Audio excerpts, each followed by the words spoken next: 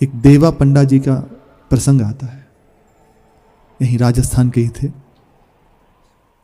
रात्रि के समय नित्य राजा उनसे आता, दर्शन करता, शयन के समय आता, प्रसाद लेता और माला उन्हें राजा को पहनाते हैं पुजारी जी। नित्य का ये उनका नियम था। एक दिन विलंब हो गया, पर पुजारी जी वही प्रसाद और माला निकाल के रख लिए। अब बहुत विलंब हो गया, इंतजार किया। उन्होंने विचार किया कि शायद आज राजा नहीं आएंगे, तो माला स्वयं पहन ली और प्रसाद पाने ही वाले थे कि देखा घोड़े की टाप सुनाई देने लगी। राजा सामने से आ रहा है। अब तो घबरा गए बहुत ज्यादा हृदय में कि अब क्या करूं, इसे माला देनी है, प्रसाद देना है। तो तत्काल अपनी ही माला उतारी और ऐसे सीधे राजा से मिले, प्रसाद दिया और माला पहनाई। माला को देखा तो उसमें एक सफेद बाल था। उनकी दृष्टि पड़ी। राजा ने कहा कि ये सफेद बाल कैसे? तो विनोद में कहा, क्या प्रभु के बाल सफेद हो गए पुजारी जी? अब वो घबरा गए, वो बहुत घबराए हुए कुछ बोले क्या? तो मुख से निकल गया, हाँ प्रभु के बाल सफेद हो गए। अब इस बात पर गुस्सा आ गई उसे कि आप संभाल कर बोलिए, क्या कह रहे हैं? प्रभु के बाल सफेद हो गए? कई बार पूछा। अब कई बार के उत्तर में इतना ही कहा कि जी बाल सफेद हो गए प्रभु के। आप अगर आपको विश्वास ना हो तो आकर देख ले।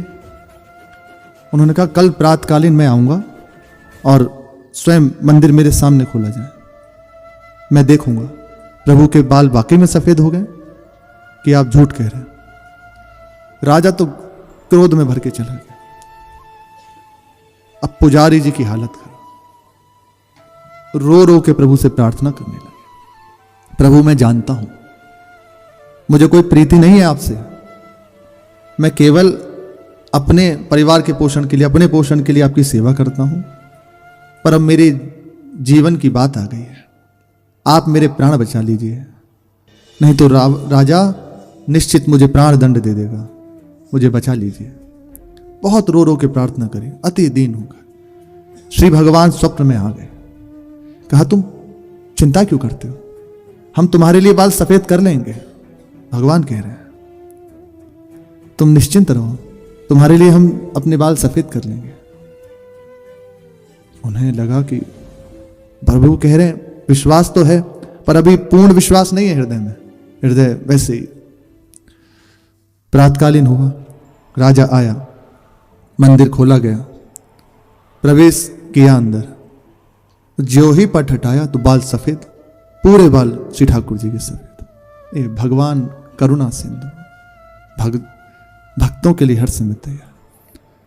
लेकिन राजा ने विचार किया कि ये पुजारी जी ने नकली बाल लगा दिए हैं। अभी उसे विश्वास नहीं हुआ कि ये असली बाल है, कहीं नकली बाल लगा दिए हैं। और क्रोध में आके ऐसे बाल खींचा। जो ही खींचा तो उसमें से रक्त की बूंद निकली और उसके मुख पर पड़ी।